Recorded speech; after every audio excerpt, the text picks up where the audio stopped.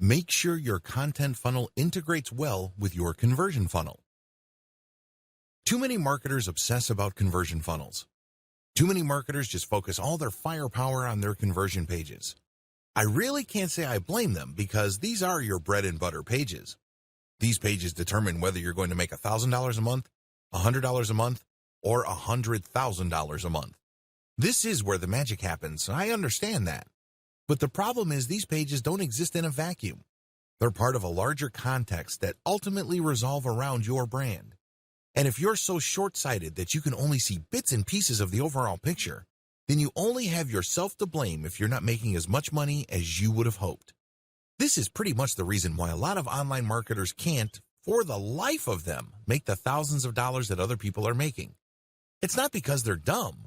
It's because they're focusing on the wrong things. You need a tight fit between your info pages and conversion pages. You have to make sure that you use calls to action to get people to where you need them to go.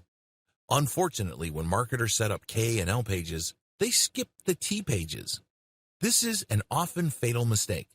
If somebody's making $5,000 a month from their online store and they committed this error, you can safely bet that that person's actual unrealized income is $50,000 a month.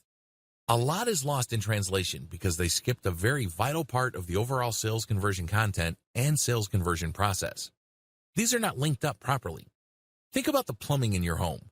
If you have a faulty pipe, then regardless of how much water comes through your home, by the time it gets to the faucet, you're just going to have to settle for a dribble. Do you see how this works? The same applies to sales. Don't neglect your T pages. T pages stands for trust pages.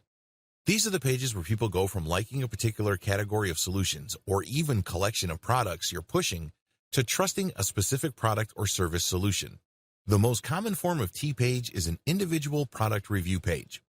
At the end of the day, once the prospect has gone from K page to the L page, they basically have a very good idea of what's out there and they're ready to decide. Now, they're basically properly educated. Your T page then should get straight to the point. It should basically just say, okay, these are the reasons why you should trust this particular product. Please understand that whatever you're talking about on the T page must relate to what went on before at the L page. So if the L page convinced the reader that the hallmarks of a superior product is 1, 2, 3, your T page better mention 1, 2, 3.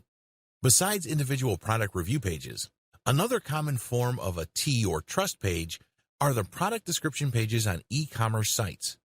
This is when people go to an online catalog and they click on the product link and then they see the product described. That is a T page. The anatomy of successful T pages. Successful T pages really are psychological in nature. You must remember that people are buying products for benefits. They couldn't care less about features. Maybe you're selling a washing machine and it has 5 modes. It only takes up 10 kilowatt hours or whatnot. Consumers couldn't care less about features. They do care about benefits. Understand the difference. The difference between features and benefits. Features are technical in nature. They're about screen size, screen brightness, certain new technology. Benefits, on the other hand, are psychological in nature. If somebody's buying a washing machine, they're looking to save time. They're looking for more control over their life. They're looking for more time with their loved ones. So, how are you going to repackage a time-saving feature? It has a nice fancy name into terms that your end buyer would appreciate. So, you talk about spending more time with their children.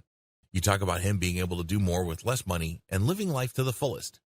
This is how benefits work because benefits, ultimately, are personal in nature. Remember, most American consumers couldn't care less about the features or the jargon that are on your sales pages.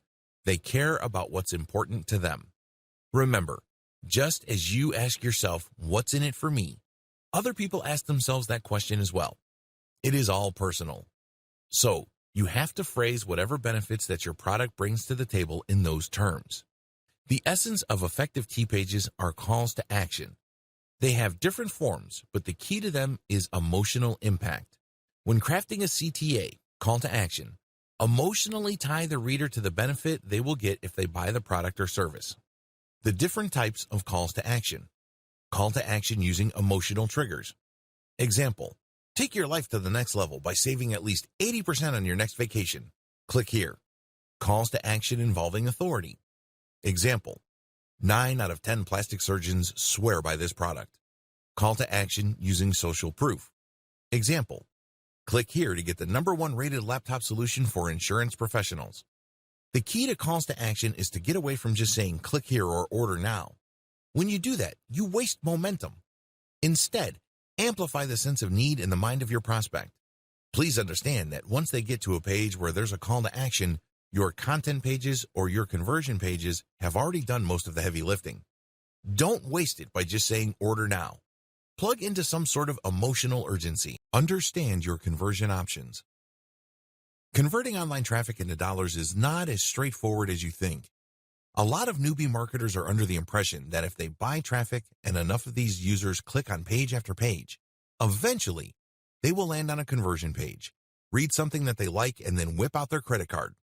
If only things were that simple. Believe me, if that's your strategy, you're probably going to be settling for cents on the dollars, assuming you make any money at all. The better approach would be to study what kind of conversion strategy works best, considering whatever it is you're trying to sell. Different products and services need different conversion strategies. A lot of marketers are completely clueless about this because they think there is only one cookie cutter or one-size-fits-all solution to turning interest into sales. This is where they screw up, because selling a sofa online is very different from trying to get American grooms looking for Filipina brides. These are two totally different sets of needs, and you have to speak to them differently. In other words, your strategy has to fit the outcome you are looking for.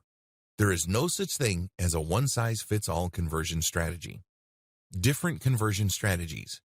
If you are selling a high-ticket item, let's say a gold IRA conversion kit which can involve hundreds of thousands of dollars, you need to take it slow.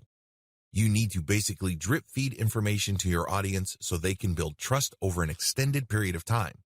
And as they engage with your content and as they see your content again and again, that level of trust deepens until they go to the like stage, and then before you know it, they get to the trust stage and then they buy. Of course, this is not guaranteed. This is not a slam dunk. But you have to get the process going considering the dollar value of the transaction.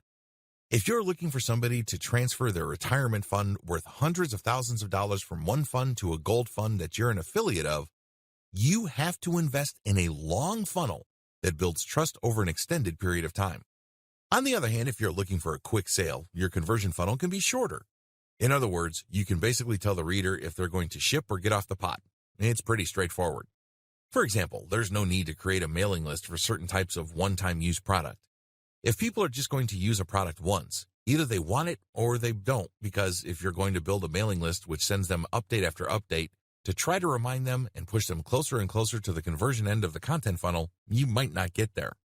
It turns out that the reason why they got on your list in the first place is because they want your freebie or your lead magnet.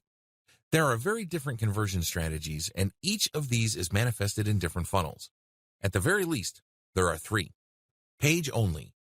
This model just uses one page to convert traffic. It doesn't matter whether the traffic is free, organic, or paid.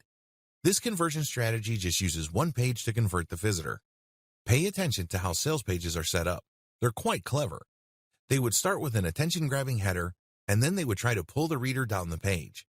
They would use all sorts of tricks to build credibility and stoke demand for their product that is being pushed. They would use testimonials. They would use fancy graphs. Whatever the case may be, the idea is when a person manages to read all the way through that page, other people didn't make it all the way through. In other words, that page acted as a funnel. Basically, it filtered people who were not really all that serious. Usually, the people who really want to buy your stuff or who could be influenced to buy your stuff make it all the way through. That's how you should set up your conversion page. Content plus sales page. The content plus sales page model uses a variety of content using the KLT process, and once people end up on the T content pages, they are pushed to the conversion page. Generally speaking, the sales page that are tied into a series of content pages or a content funnel tend to be shorter. Why? Most of the heavy lifting is already done by the T content pages. By dumping them into a page-only type sales page, you might actually end up contradicting yourself or losing the attention of your potential buyer. At the very least, you run the risk of losing momentum, so don't do it. Content plus email capture page. This is pretty much the same as the category above, but instead of the sales page, it leads to an email capture page. Your product or service offering also determines your mailing list incentives. As I've mentioned above, you don't necessarily have to build a mailing list for all sales funnels. Forget what other self-proclaimed marketing gurus tell you. Some people would always tell you that you need to build a mailing list. Well, if your product is very specific and it's a one-time use, you can get by with just a sales pitch. You don't necessarily have to get a sales page that's plugged into by a network of content pages. It all depends on both your audience and product or service you are promoting. Optimizing your funnels. Optimizing your conversion funnels. Conversion funnels differ quite a bit. Some are just made of one sales page. Others involve different sales pages that plug into each other. Even others use a mailing list. You have to optimize each of these differently. Start with elements. When you're optimizing a conversion sales page, it's very tempting to change everything and hope for the best.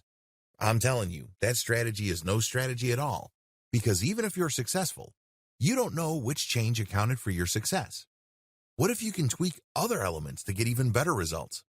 Unfortunately, if you just changed everything, you're left in the dark as to which change actually accounted for the drastic improvement in your results. Element-by-element optimization explained. Element-by-element conversion page optimization really boils down to slicing and dicing each conversion page into different elements and plugging them into a systematic and orderly testing system. For example, graphics are elements. Header or text are elements. Actual sales body text are elements. The same with calls to action. The key to success here is to optimize each element one at a time. Don't jump from element to element. For each element, come up with variations. Run your traffic test, and if you see a winner, make variations of that. See if any of the variations get better results than the first variation. Keep repeating this evolutionary process until you reach a point where you cannot optimize your element any further. In other words, you can't get any further improvements in conversions. Once that happens, you switch over to the next element and optimize that as well. Keep repeating this process until you end up with a sales page or a series of sales pages that convert at their fullest potential. You can use the same strategy for your mailing list as well. You can optimize your squeeze page, and you can use the same strategy for your mailing list updates. Optimizing your content funnel. You also have to optimize your content funnel just like your conversion funnel. It's not as bad as you think. It really all boils down to your statistics. For every 10 pieces of content you publish on your blog, only one of them will account for most of the traffic you get. Identify the theme of that successful content and publish more on that theme. Create variations. If you notice an upward trajectory of the traffic you're getting, this means you are on the right track. It means you're talking about the right topics. Keep exploring different subtopics so you can keep increasing the organic traffic your blog or website attracts from the rest of the internet. Optimize how your content funnel plugs into your conversion funnel. Look at the series of pages people go through as they navigate your website. Do you notice that a certain path is more popular than the rest? Read each page on that path and see if you can recreate that path for new pieces of content. If you get to the point where you can repeat that same success, then make this the default path for all the content on your blog. This is not something that happens overnight. It requires a tremendous amount of traffic. It also requires quite a bit of patience. But the good news is, if you're able to do this, you can maximize dwell time and also boost overall conversions because you are plugging a larger chunk of your traffic to your conversion pages. This is crucial, especially if you're not paying for traffic on Facebook and Google.